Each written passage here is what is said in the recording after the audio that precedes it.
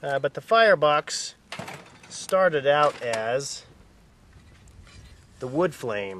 The wood flame was invented 20 years ago by Glenn Probst.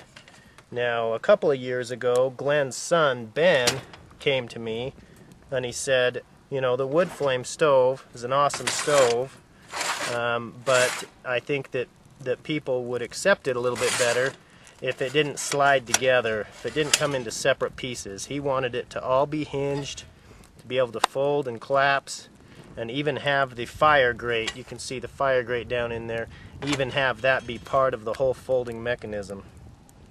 So I went to work on that, and I created the folding mechanism that the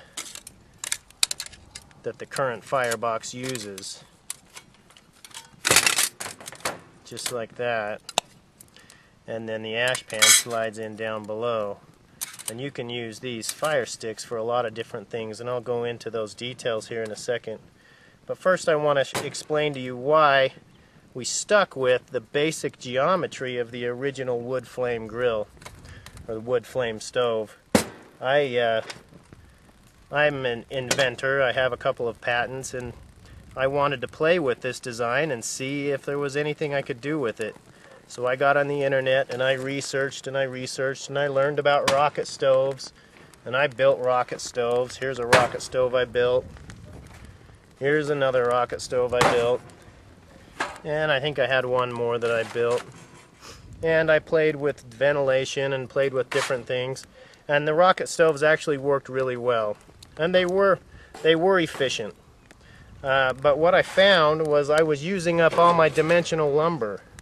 I kept on cutting up my scrap wood and splitting it because I needed straight wood to go into that feed chute.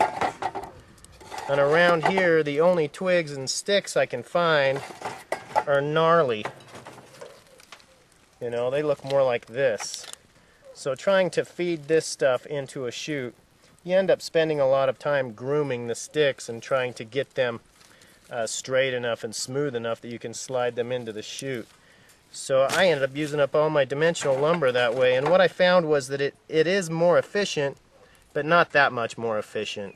And it's so bulky, and I'll tell you what, if you're not there to keep that fuel fed into that fire constantly, it'll burn out really fast. If you walk away from it just for a few minutes, you'll come back and your fire will be out and your stove will be cold. So I went ahead and looked at some other designs online, and I saw that quite a few of them were conical. They got smaller at the top. You can see this one has a side feed as well. I experimented with that, and what I found with these that didn't have the collar on the feed is that the fire kept wanting to creep out. If I built up any coals at all inside of here, the fire would creep out that side feed area. And then I also found that if I had holes all the way around, then the breeze could blow directly underneath my pot, and that would blow the heat out from underneath my pot. So I could really see a big advantage of having the solid sides just like the wood flame had. So that's why we stuck with that design. But I made a whole bunch of these conical shaped stoves. That's another one.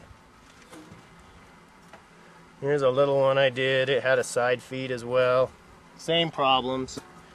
They'd load up with coals and then they would choke out. Now this one, I really thought that this one was going to work better than the firebox. I thought this was going to become the new product that we would pursue. And I thought this conical shape would really focus that heat right up underneath the pot and really make it hot. But when I did a side-by-side burn test, and I had the same amount of water, the same type of fuel, we started the fires at the same time, the firebox actually boiled the water well over a minute faster than this stove did. And I thought about that for a long time, and I tried to make sense of it and figure out why. See, this stove actually has a 6-inch burn chamber. This only has a 5-inch burn chamber. So this one actually had a bigger engine. And what I realized was that the conical shape was like the top of the stove is like your exhaust. It's like your exhaust pipe. And inside here, the burn chamber, that's like your engine. So this was like having a bigger engine but a smaller exhaust pipe. So it couldn't exhaust well enough, therefore it couldn't take the air in well enough, and it caused it to choke out.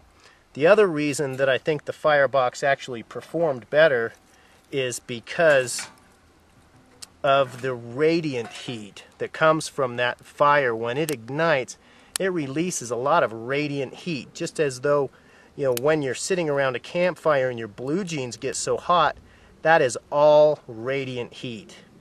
And so by making the top smaller, you're actually reducing the exposure of radiant heat to your pot. You're making that area smaller, and it's actually blocking some of that radiant heat.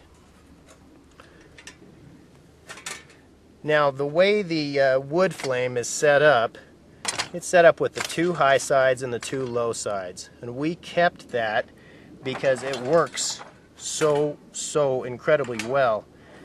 You can see you can feed it through the sides, so it is a side feed, but we feed it through the side top. Now, the advantages to that are you can go ahead and load that up. You can put quite a bit of wood in it, and then you can walk away from it for a little while. You don't have to sit and tend it all the time. Or if you want a really hot fire, you go ahead and load it up really big, and then you let it burn for a while, and then it'll burn down to some nice, beautiful hot coals that will be perfect for roasting marshmallows or hot dogs or anything else you want to put on your skewers. Your fire sticks actually work as great skewers.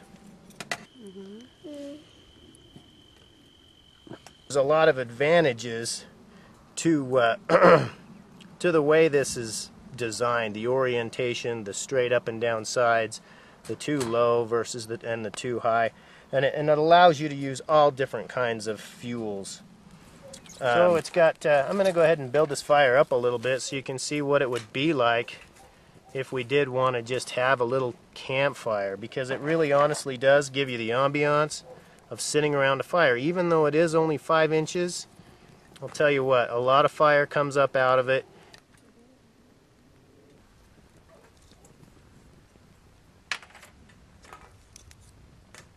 But if I had some hot coals here, I'd roast some marshmallows and do that as well. But we have to let that burn down. And once again, that's the advantage of this over a side feed. The side feed, you can't really build up hot coals to the point to where you could roast something on the top of it.